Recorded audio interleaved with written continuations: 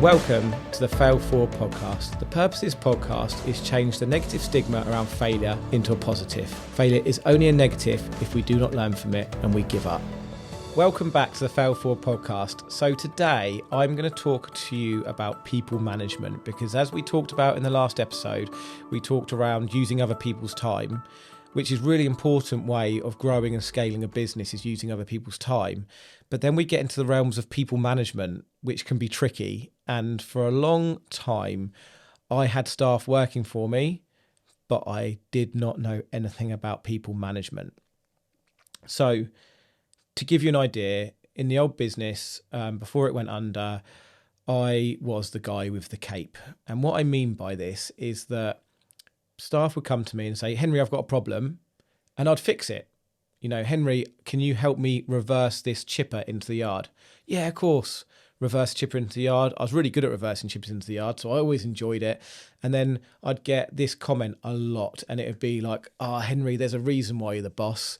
And me having a bit of an ego, and it would inflate my ego, go, yeah, there's a reason why I'm the boss. And I'd feel good, and it'd feel really good because I was the guy who was saving the day for everybody. And it felt good because it helped me. It helped massage my ego. I wasn't a complete idiot, but we've all got egos, right? And it helped with that. But what I didn't realise after all doing this is that all I'm doing is disempowering my staff completely. Like, I cannot tell you the amount of holidays that I'd go on. I mean, it was a running joke in the end. Every holiday that I went on for about a 4-year period, the whole company would implode. We'd have massive complaints. There was one time that I had to phone a customer. I was in Turkey. The customer it wasn't actually a customer of ours. It was a landowner that we were working for on a contract. He was in Australia or New Zealand, and the phone call cost me £45 because this is going back when we didn't have the nice freedom of the data roaming. It was when things were ridiculous because the guys had cut down the wrong hedge in the wrong house. And these things happened all sorts. I'm not going to go into it on this episode because we'd be here for hours, me telling you all the crazy things that used to happen when I'm on holiday. And now looking back at it with what I know now, it was because I was the glue to the company. If someone needed to know something or to answer something or to fix something or do something, it would come to me. And I would answer it for them. And as soon as I took myself out of the business, there was nobody to then make those decisions for people. So things would go wrong. And when you're managing people generally want to get from A to B the quickest. So if someone phones me up and says, Henry, can you solve this problem for me? I'm like, yeah, of course I can. What do you think is going to happen next time? They're just going to do the same thing. When quite often, they're not even trying to start to work it out for themselves. Google it, YouTube, whatever it is, working it out. They're just phoning me up. So my phone was ringing all the time.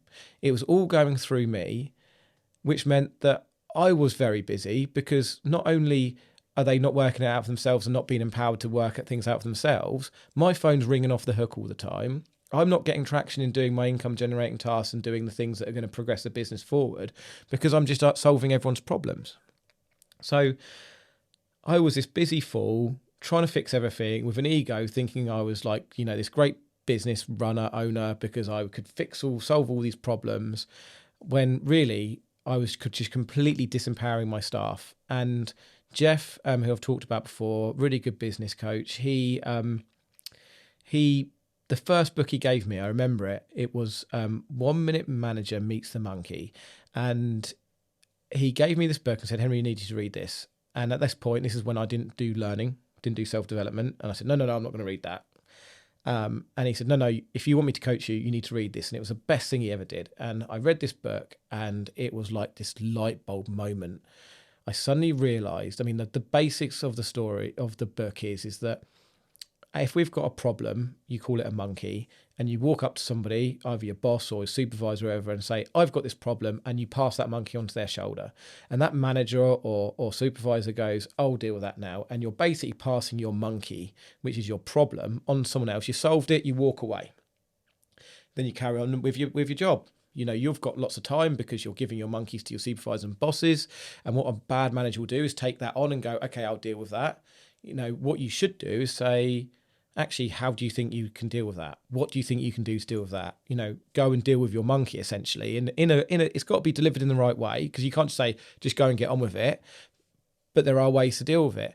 And this book was this light bulb moment for me in management. I suddenly realised that I was taking everyone's monkeys, I was making myself a busy fool, and I was completely disempowering my staff, which in turn meant every time I went away on holiday, the company would implode, meaning that it was costing me loads of time, and I wasn't managing the people. So when I talk about in the last episode about, you know, using other people's time, we've got to do it wisely. We've got to make sure that we are managing people right, because without managing in the right way, we end up not having what we need from people, which is buying us more time to be able to concentrate on the high value tasks that we need to be doing. So I realized that I'm doing all these things for people, I'm working all this time, and then this book came along and it completely changed how I thought. And actually, when I first started managing people in the right way, because I'd been managing them in the wrong way for such a long time, I got quite a bit of resistance, because I had people phoning me up saying, Henry, I need you to solve this problem. And my then question would be, okay, but what would you do? And at that point, people suddenly thought, sorry for bothering you, Henry. Sorry for bothering you. And people getting a bit narky with me because I hadn't treated them in this way before. I just solved their problem for them. But then it's just a whole mindset shift of getting people to understand, coming to me and saying, Henry, I've got this issue. I've tried A, B, C, D, but that's not worked out. I've looked up online to see what I can work out, and I've got two choices now, either A or B. And then you're getting people to think for themselves more and work it out for themselves, because then once they solve it once, they can solve it the next time, and they can solve it the next time. And you're empowering people to become stronger. Their self-esteem goes up because they're working things out. And that's when your team will start advancing as well. So it's really important to understand management and understand people management. It doesn't come naturally to a lot of people because we just like to solve problems. We, as human beings, we are problem solvers. So people come to us with a problem and we try and solve it. But if you've not read it, read 1 Minute Manager Meets a Monkey. It's so powerful, so important, and start trying to push back with people, because Kevin McDonald is one of my mentors from Progressive Property. You know, there's another light bulb moment for me when I met him. He was talking about his letting agency, and he's like, I specifically do not have a desk in my letting agency, because if I've got a desk, it means I'm going to sit in there, I'm going to get stuff piling up on my desk, and every time I go in there, everyone's going to throw problems at me. If I'm not in there, they use Google, YouTube, whatever it is, and they work stuff out. Yes, there's higher level decisions I've got to make, Henry, but they work out a lot of it themselves, because a lot of them are small issues that they can work out, empowers them, they progress. And I was like, yeah, that makes a lot of sense. It makes a huge amount of sense. And this is the important thing about having mentors and being in masterminds, by the way. It's really important that you have these other people who are giving you the different things they're doing in their business that works for them. And it then influences you of ways you can work. And that's you hear me saying it all the time. I am a massive advocate of having mentors, following people that have walked the path that you want to be on. It's so powerful, important, because you get these little hacks that you go, I understand management now, but I didn't really think about that, and I didn't think about this, and I didn't think about that. So it's really important when we're talking about using other people's time that we're talking about how to manage them. And since then, my phone rings a hell of a lot less. People are managing themselves more. My managers manage the teams, and I can now go away on holiday for long periods of time, and my phone's not going off the hook, phoning all the time. So it's really important that you're managing people and getting yourself out of the mindset of, well, if I want a job done properly, I'll do it myself. Those kind of things are really poor mindsets. And you might think that and go, no, it's not, because I get things done properly. But then I challenge you, how many things are you having to do properly? And that's taking your time away from doing the important things like income generating tasks, spending time with your family, doing hobbies, etc., when you could get somebody to do that task, and it might not be to the 100% standard you do it, but 80% standard would be just good enough most of the time. Yeah, there might be some real high value tasks that you have to do yourself, but that's important of having a look and seeing what are the really important tasks that you have to do and what are the ones that aren't so important, that you can get other people to do, because it's having the balance with that, and understanding what your worth is. Again, like I talked about in the previous episode, what is your worth? What is your hourly rate? What are you worth as a human being, as a person, as part of your business? Do you need to be doing those smaller, low-level tasks that anybody could do, a virtual assistant, an admin person or whatever can do? Do you need to be doing them and then managing them to be able to do it?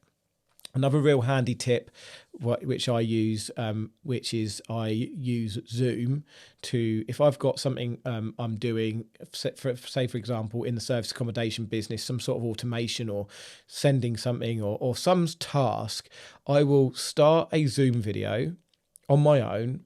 I will then press screen share and then press record, and you can record a video of you doing whatever task it is.